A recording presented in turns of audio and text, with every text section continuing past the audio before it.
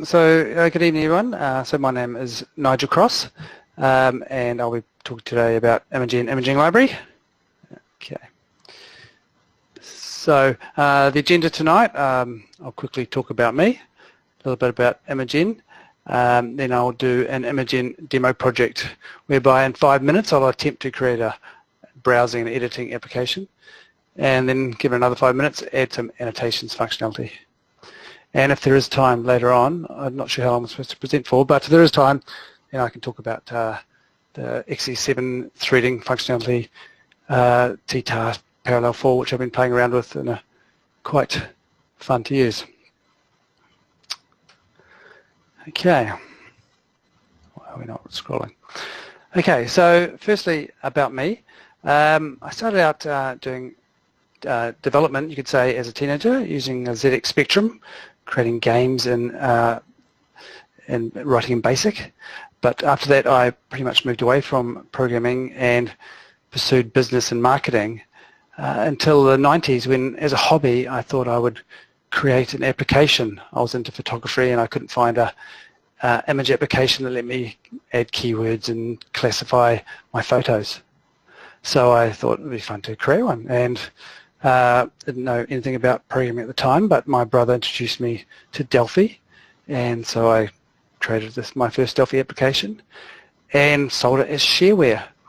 And before long it was doing better than my job, so tossed in my job and started doing this full time. And so ever since then, so I've been doing various applications,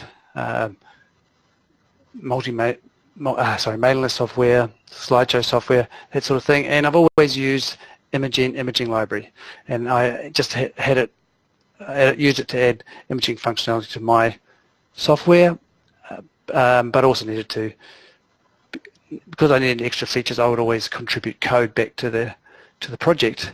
And so I was always quite in contact with the ImageEn team, and then in 2011 we were chatting and I said, oh, I'm feeling I'm not doing something else. And they said, oh, that's funny, because we're feeling like not doing the customer side of things. So we got together, and now it's, yeah, I've been doing, working on ImageEn since 2011. So I don't know if you know ImageEn, but essentially it's an imaging library, and there's too many imaging features to mention there, but I made a go of it. Basically anything you need to do with imaging is handled by ImageEn. It's certainly the most complete Delphi image library that I'm aware of, and it's almost all native code apart from where we use some Object-C stuff just for performance. Okay, I'm just going to quickly show you the web page, just because it's got some bloody screenshots on it. So of course it can support all common image formats, and that includes the metadata. So here's an example. We're showing a Slippy map where we've taken the EXIF GPS data to show where the photos were taken. There are lots of built-in dialogues in ImageEn. So for example here we have the open dialogue, and there's also print dialogues, effects dialogues, that sort of thing. Am I talking too fast, by the way? I tend to talk fast when I'm nervous. No, all good. Okay, all very good. Moving on, an important part of ImageEn is layer and vector support. So if you use Photoshop, you'll know about how you can add image layers, text layers, arrows, shapes, what have you, and create one combined image. And so that's a strong area of ImageEn, which I'll show you a bit about.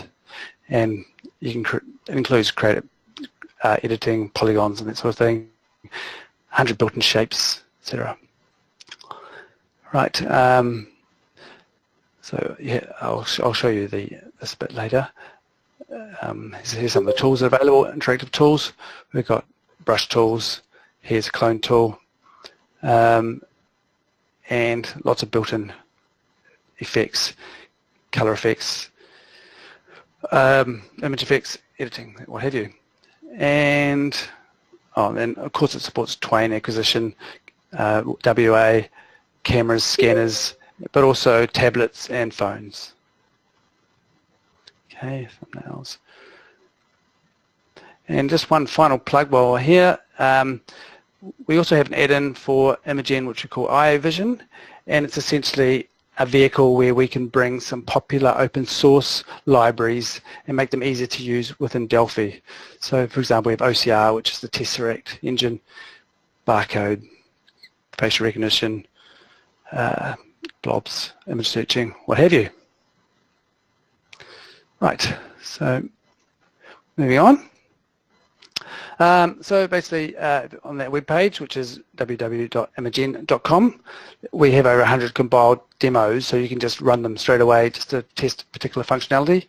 We'll have a trial edition. We had moved away from a trial edition, but now that they've got the Get It available in Delphi, we're going to bring that back. So we should see a trial edition over the next month or so.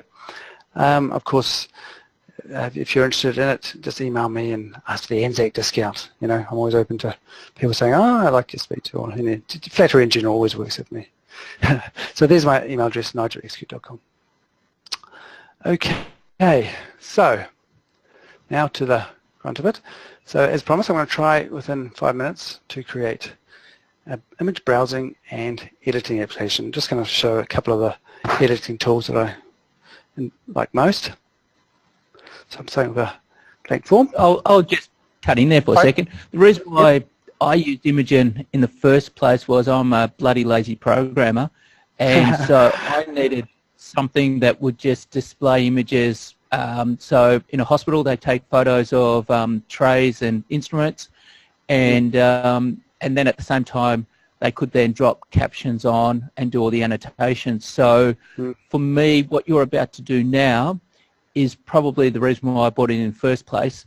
I just took a couple of the samples, dropped it straight in my code, and I was doing all of this within a day. So that's the plug for why I grabbed it in the first place. Right, I'm talking to Shane, am I? Yeah, Shane here. Oh, sorry. Hi, Shane. Good to put a voice to a email address. Yes. Thanks, Shane. That's we appreciate that. Okay.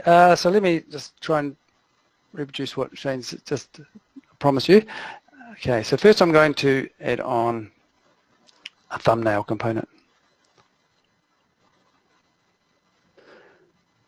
Now, ImageEn has various thumbnail components to display images in a folder, images from a database, frames of a GIF or video, layers, etc.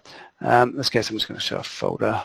So I'm just going to align it to the left and just set one property, which is the folder. D drive, ADUG, X. And on a panel.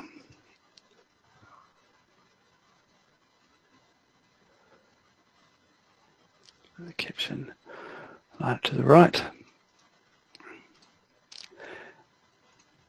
And finally, we'll add on the display component. The ImageEn view is probably the most important component in ImageEn view.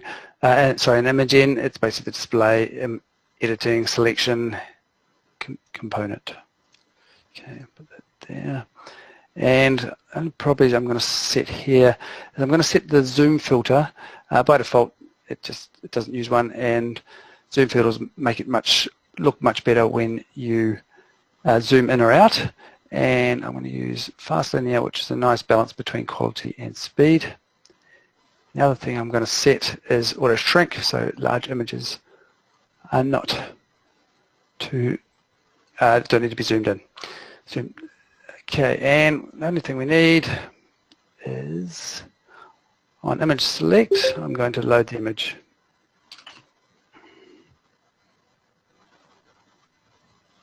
Okay, so ImageEn view is our display component, and it has some engines in it, and one of them is I/O, which handles all the loading, saving, any other I/O task, acquisition from cameras, printing, etc.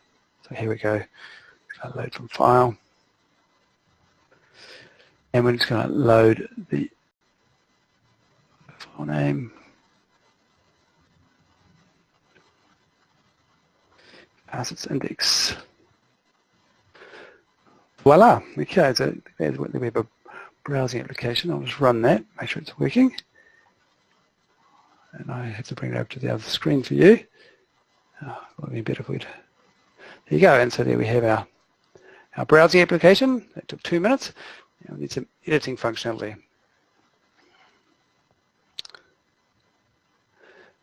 Now for that, I'm just going to use some T actions.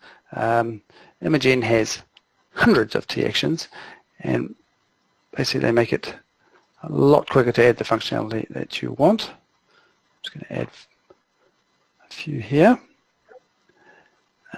Okay.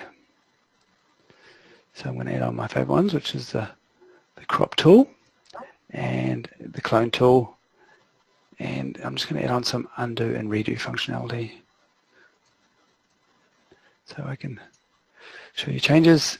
And really the only thing you need to remember is to set the component that these are going to affect, which is ImageEn view 1, and I'm going to change a property here to allow perspective cropping. Okay. And some buttons.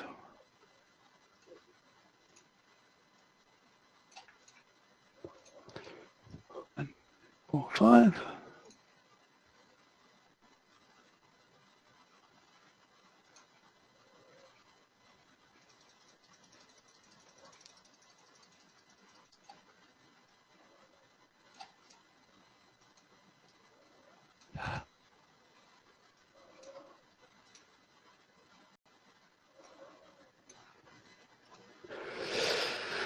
And we'll set these actions up. Enable, enact, our clone tool, and our undo redo.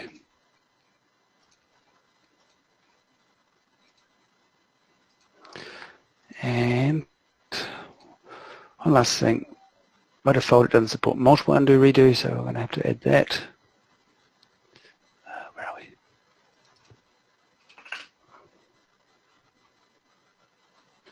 In ImageEn view 1 is our display component, and this time we're going to access proc. Proc is the engine that handles all editing tasks, clipboard, image analysis, etc. And also undo redo. So here we go, undo. And that becomes 30, good healthy size. And we'll clear the undo when you load an image. Great. Right, so we should be done. Here you go, was that 5 minutes? I wasn't timing, but actually I'll make that a little bit wider, just so we can see 2 images here.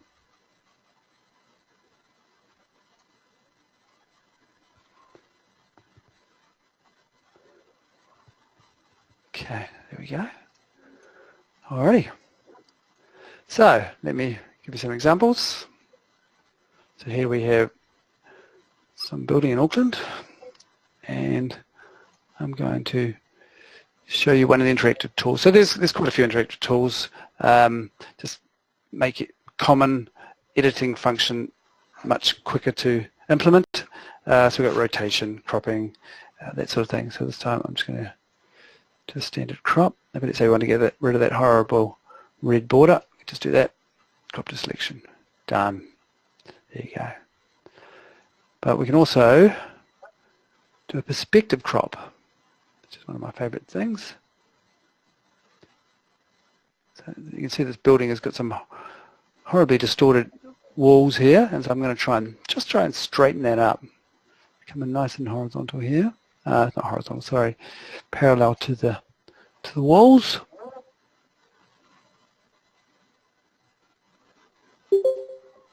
That's pretty close, and voila, nice and straight.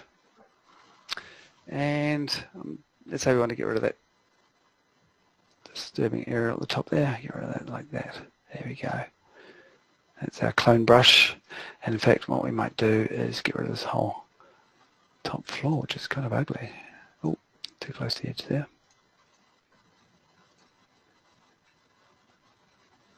There you go. There we go. Okay, and undo, redo. There's the original building, and there's its perspective fixed version. Okay, any questions on that? All good? No, all good. Okay, then in 5 more minutes I'm going to show annotations, which you've already described, Shane, but I'll do it anyway. Okay, so just need to add on a few more standard actions.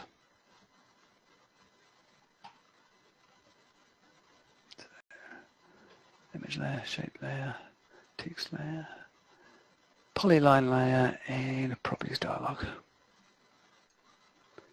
Okay. Please tell me all this has been introduced in the last couple of years. So layer functionality got vastly improved in version 7, and since then, because we originally had a T-image vect, which was our older component for handling vector layers and that sort of thing, but it was looking dated, and so we've added all the functionality. We've basically been moving it all to the layer functionality in ImageEn view. So it's much more. So a lot of this, what you're seeing now, has really just come in the last few versions. Okay, so I set my ImageEn view, and the other thing I'm going to change, allow those to be edited, and I added on a, where was my property dialog? Yeah. And set the ImageEn view for that too. Great. And need 5 buttons for those.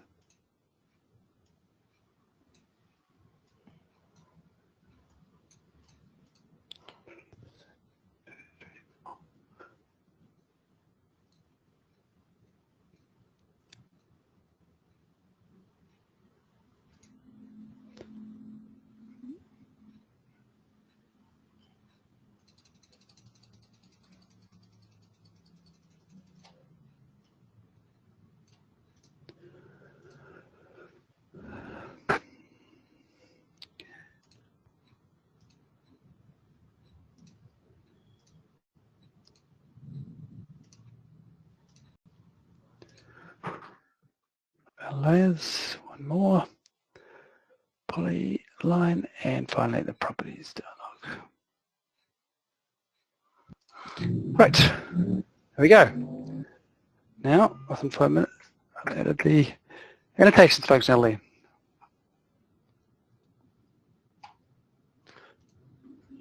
Okay, so it's quite a simple process. We just, what have I done here? Have I not set something properly? We just check that.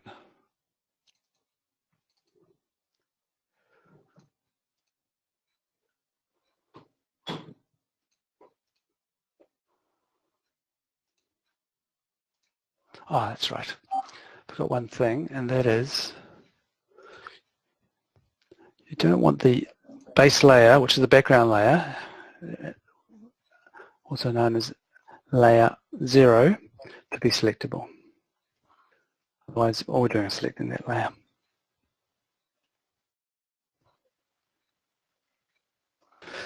So all the layers are simply an array of type TIE layer, and here you see layers 0 selectable. And for each of the image types, you just change the class. So if it's an image layer, if the TIE layer is an image layer, you can say T-image layer to typecast it. Okay.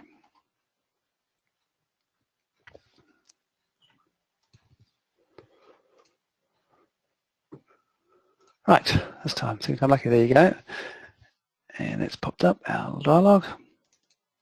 There we have an image layer, and because it's a selected image now, we can actually just load things into that. And I haven't set the automatic sizing, so as you can see, the perspective has changed. Other layer properties, and this is another built-in dialog. Why has the Windows done that?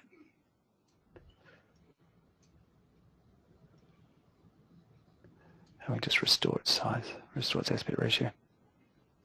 And we do things like add border to fun things like that. And set it so pasty even, make it transparent. Okay, that's that, and we'll add a shape layer. So like I promised, there are hundreds of shapes built in. Not hundreds, sorry, it's an exaggeration, there's over 100. Here's the selection here. Most of them are pretty common ones, a few generic ones.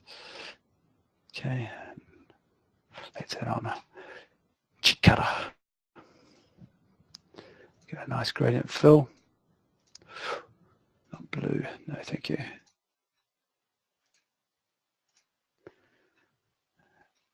Thicken the border a bit.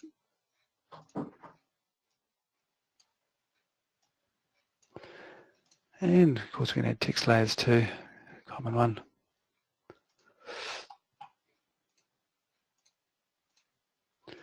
And you can add text in the properties dialog where you can just edit there. Text, text, text, text. And the final one I'll show is a polyline layer. The polyline is, you can just click to create a shape. Double click to finish it.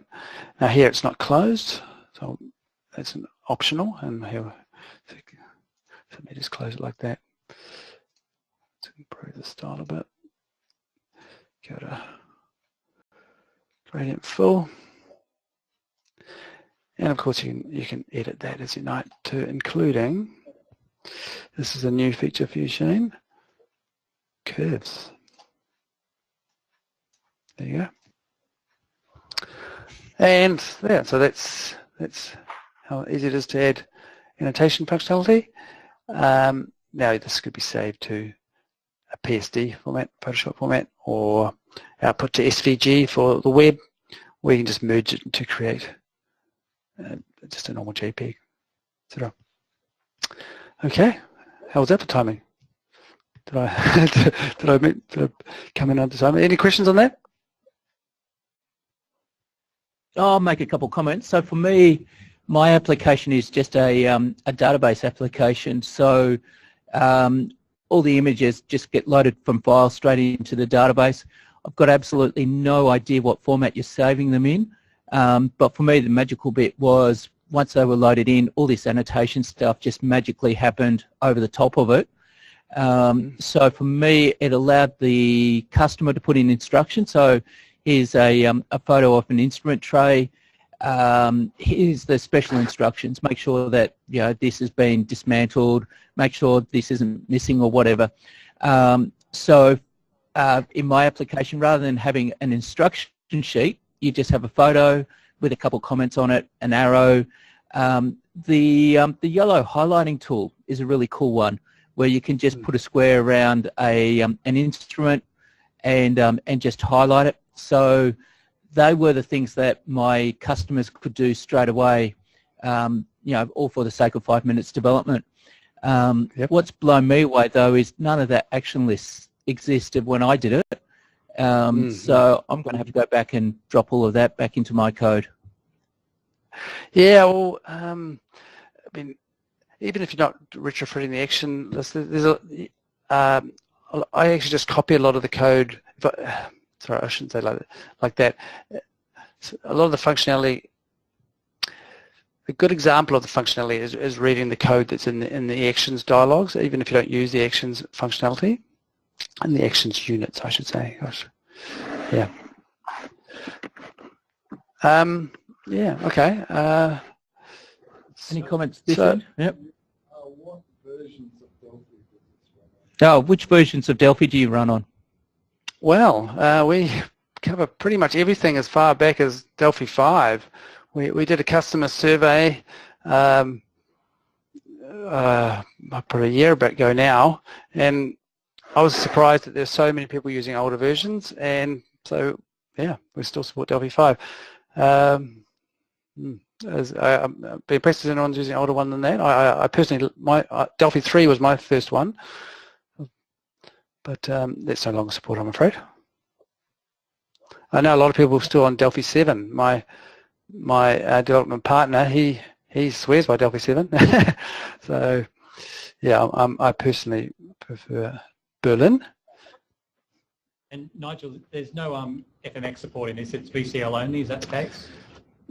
So this was, FMX support is something that I'm quite keen on.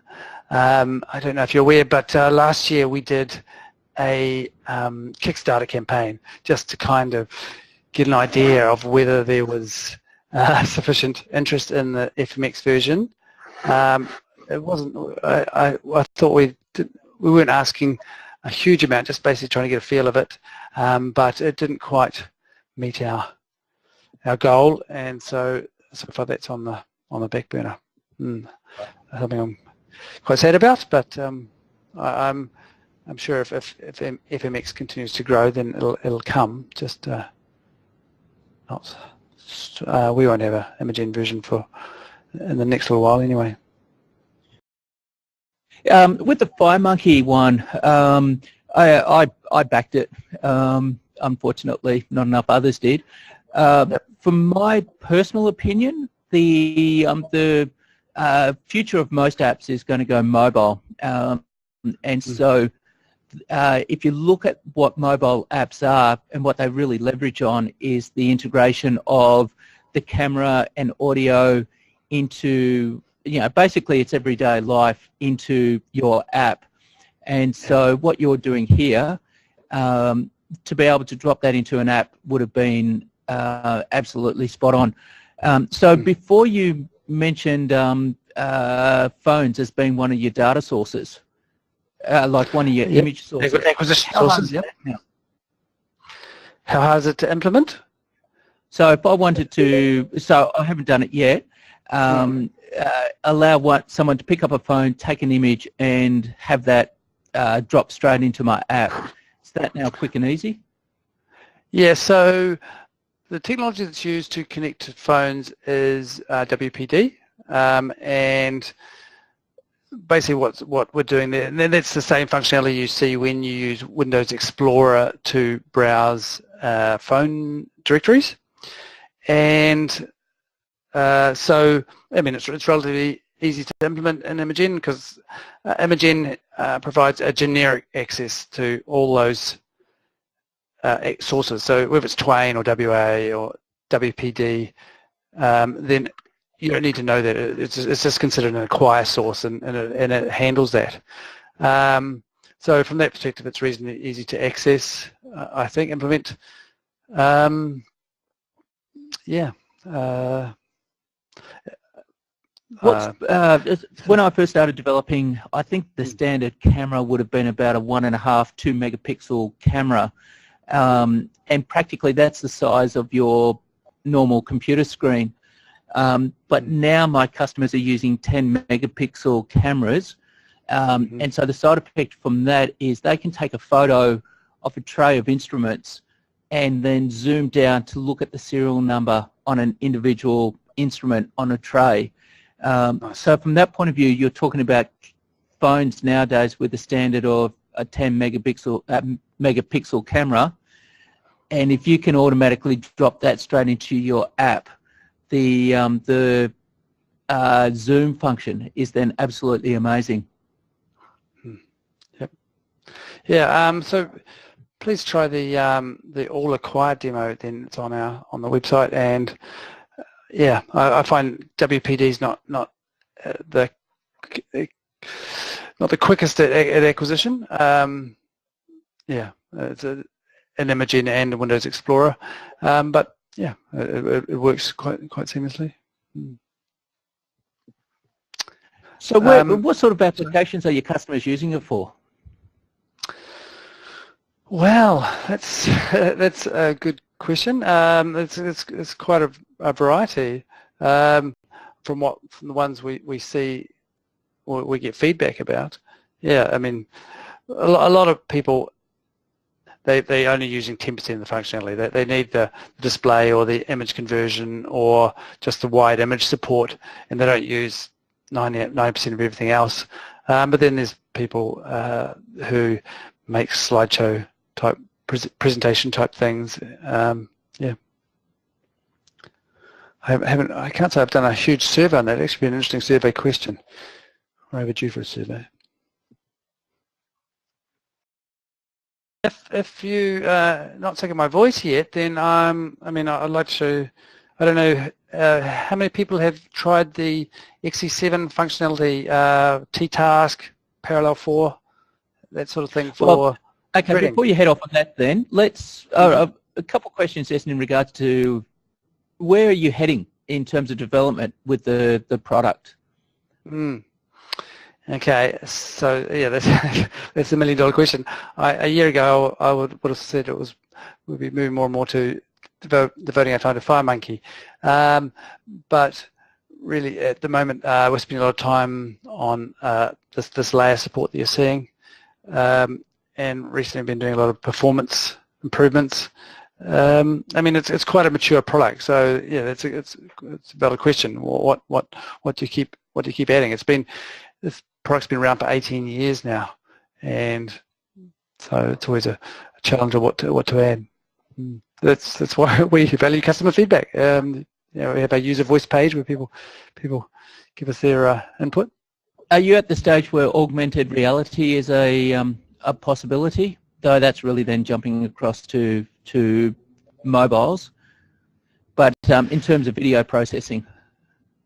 Yeah, so that would be cool, personally, but it's not. I don't think the video functionality in ImageEn, I wouldn't say is a strength. We certainly have video support, and I mean it's certainly not as well developed as our imaging functionality. Yeah, we have we can handle video formats, but certainly not up to the level of augmented reality in the near future. Yep. Yeah. So I was sort of saying earlier that iVision is. Let me bring it up here. Is basically a vehicle to bring open source libraries to Delphi, and OCR is Tesseract. That's right. Yep. It's not quite level 4 because we're still waiting for the final version of Tesseract 4. Do you mean so you can scroll the image? So Yes. Is that what you're saying? So earlier I just switched on the auto shrink, and let me just bring that back up. So by default I've just shrunk it to image size. That doesn't need to be on, and also you can make it so the mouse wheel. Let's do some interactions here. So you get a whole bunch of interactions that are built in. Let's put in zoom. Even select zoom. That should do it. Okay, and we've got the zoom and the mouse wheel. So now when we click on an image, let me bring that back over to the right screen. I need a bigger image. We've got a bigger image. Okay, here you go. See, we've got a scroll bar, and we can zoom in and zoom into this baby's head. Nose.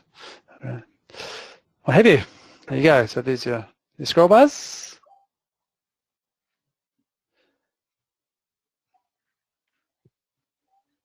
And then one cool feature I use is the zoom boxy thing that you can just move about and zoom in on a particular area. Ah, yes. Okay, yep. So like the navigator tool, yeah. So that's one I have personally not used in any way applications. So, yeah. So you probably know it better than I do. So that's one's effectively a magnifying glass. So they can zoom in on a little area, but because they've got the full picture, they can see exactly where they're zooming rather than trying to zoom in and pan. So, yeah. Now, someone else is trying to ask a question. Sorry, I'll let them talk. Sure. Or maybe they were coughing into the microphone.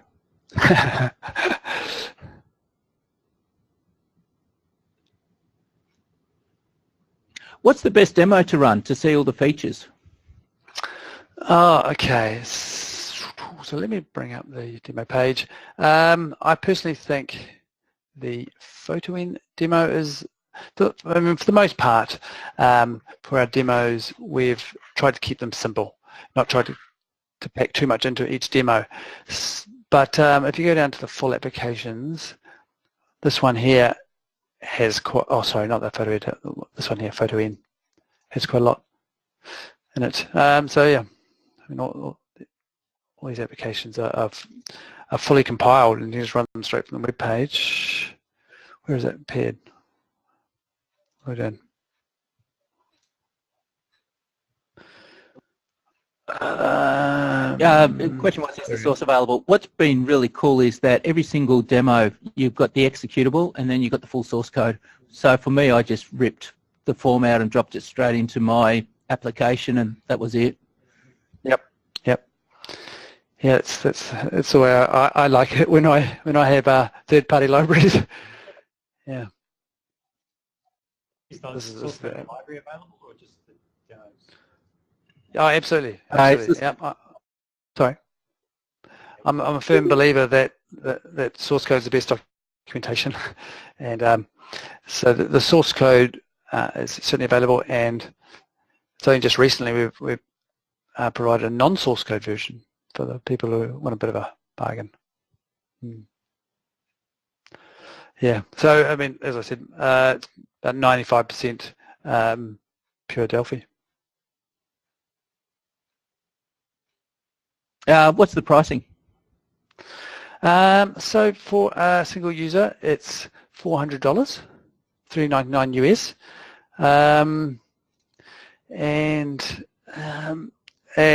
the yearly maintenance, theoretically it's $169, but if people pay within a week of it expiring, it's only $99. So $400 up front, then $100 a year for a single user. But there's the Anzac special. Oh, the Anzac special. Okay, shall we say 15%? Is that generous enough? I don't know, bargain me down. So 55% discount for anyone who mentions ADUG within the next 30 seconds.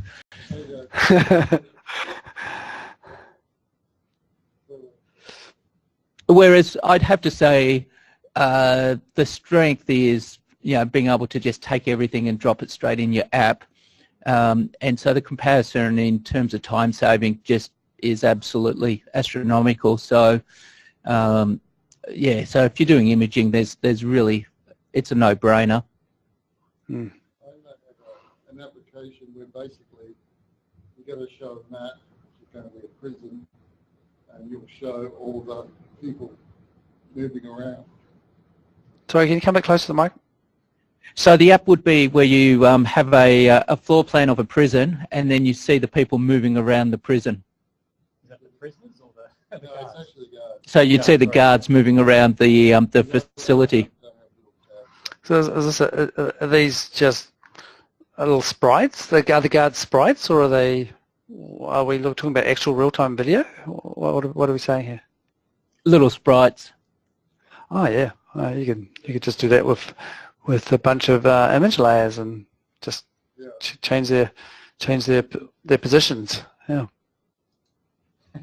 Are you going to have an animation for if the guard gets knife? Yeah, it turns red. Though then, You get to the next level. Secret door to escape out the back of the prison. oh, There we go. There's a little man running around. And you can do that by code, right? Oh yeah, everything can be done by code. This is just setting its POSX and POSY property. Yeah. Okay. And then you can do Mouseover. So you can mouse over it. You can tell you who it Sorry. is and about it. Sorry, I didn't catch that, mate. and then there's Mouseover events. So you can drop an event on that particular object. Yeah. That annotation. There's the event would be for the ImageEn view itself, and we've got layer notify, and there's hundreds of notify events, and what Mouseover, for example, mouse clicked, these type of things, and it gives you the layer, which is the index of that layer. So yeah, I mean, I could put in some code there. If event. Mouse over.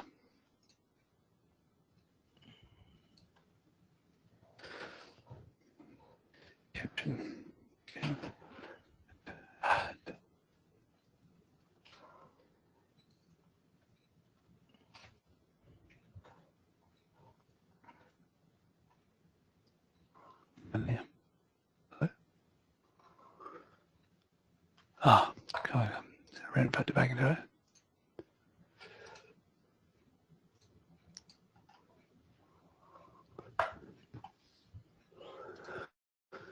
Change windows.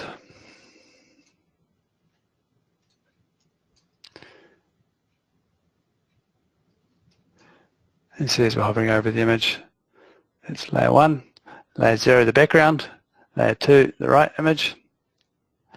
As easy as that.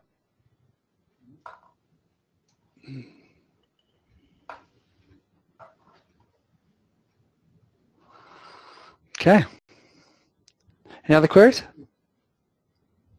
Yeah, on a transparent part of it, does it default to the background layer? If you've got a transparent part, will it default to the background?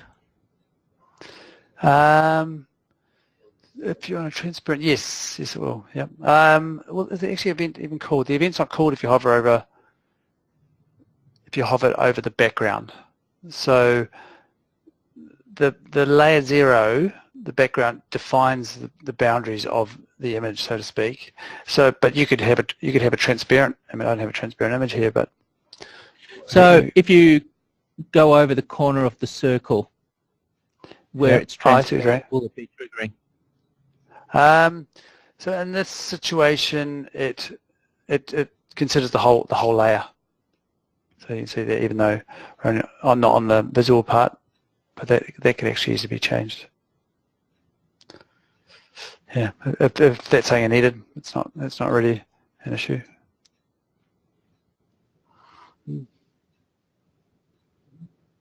Okay. Any other questions this side? I got one. Nigel, I've never really had to do much with imaging myself. Yep. If I was doing imaging in the VCL, and so like all I've done in the VCL is really just whacked up an image now and then, but never really had to manipulate it. What's available in the VCL versus, well, obviously imaging's got a lot, but sort of is there stuff that, where does the VCL sort of stop? Is it just pretty much displaying an image and then that's it, or is there some function in the VCL?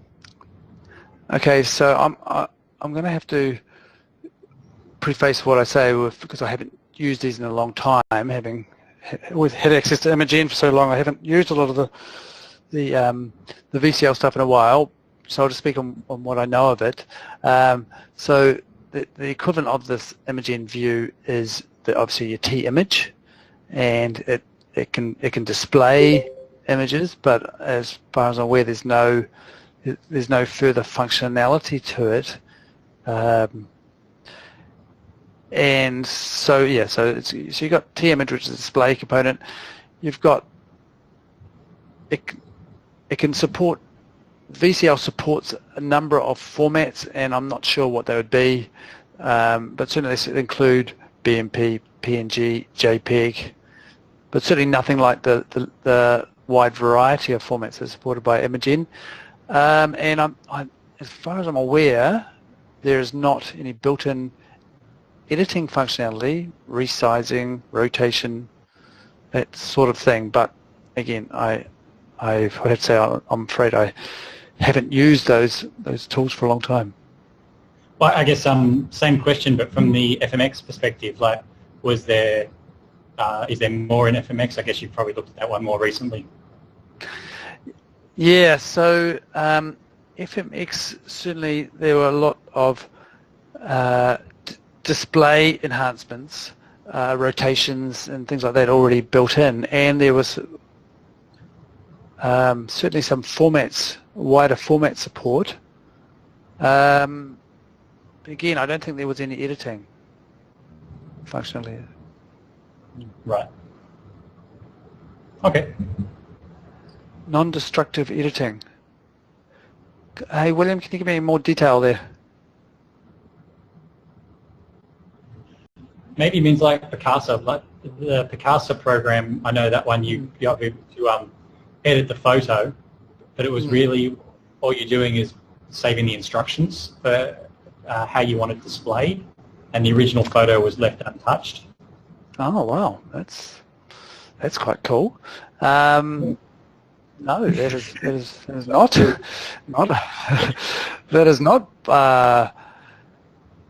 that is not easily implemented. Well, I mean, certainly ImageEn will maintain a history of all the changes that have taken place, and so certainly for using the tools like the built-in effects, color effects, that kind of thing, you could certainly maintain a list of every change that's taken place and then iterate through them again. Yeah, I haven't thought about that actually, but yeah, that's interesting.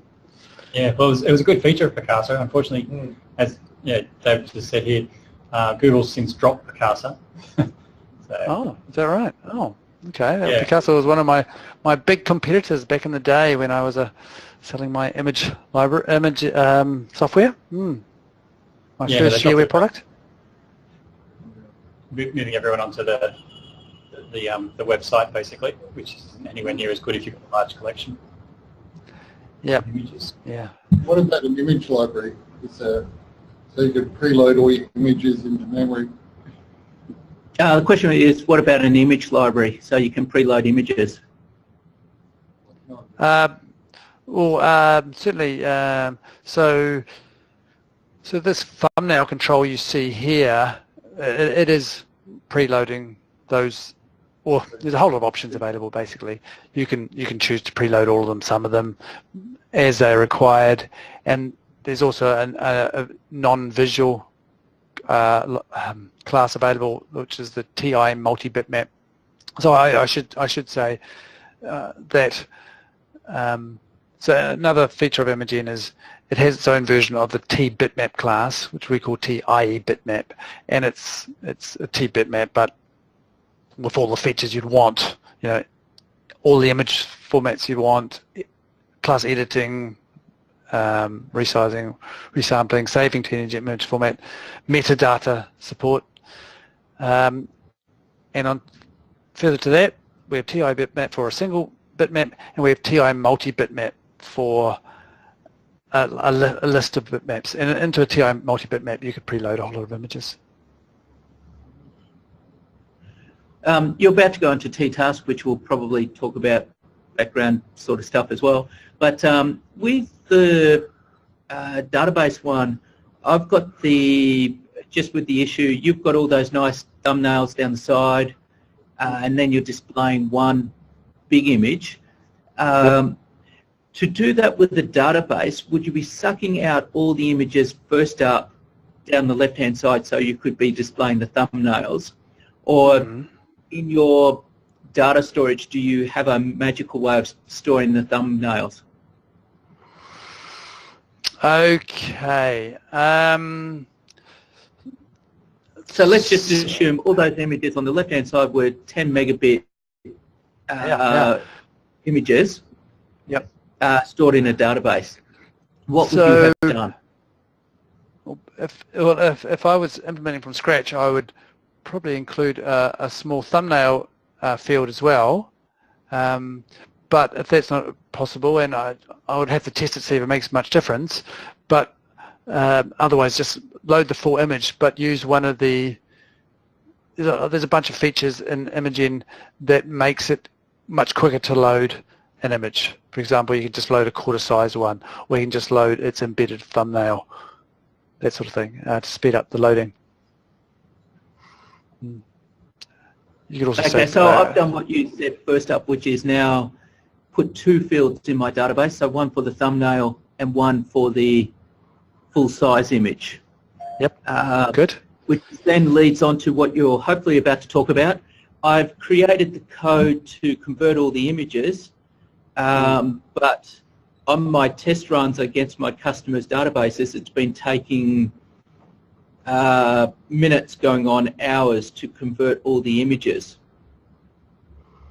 Are you about to show us a magical way of nailing that time? First of all, I would say when you load those images, are you using options to make sure you're not loading the full-size image? So what I was doing was loading a full-size image, converting it down to a small image, and then saving the small image in the new field. Yep. So look in the helper unit, IX helper functions, and you'll see a function there called load as thumbnail or convert to thumbnail or something along those lines. I can't think off the top of my head. And okay, just have a look at the code there, where basically if we know what size image you want, 200 by 100, for example, then let's set the options, the best options to we don't need to load 10 megabyte image if we're only going to create a 200 by 100 thumbnail. So let's load a quarter size image, for example, or yeah. So cool. Okay, I'll check that out. And actually, in the latest update, I'm not sure what you've seen on that, Shane. I believe you just purchased it not long ago, didn't you? And there's a new function. It's a new function, so I can't remember its name, but basically allows you to optimize the load parameters. You just pass it the size of the image you want, and it'll automatically set all the best parameters to get you the fastest loading for that. Okay, I think we're all done for questions, so you want to jump onto the next section?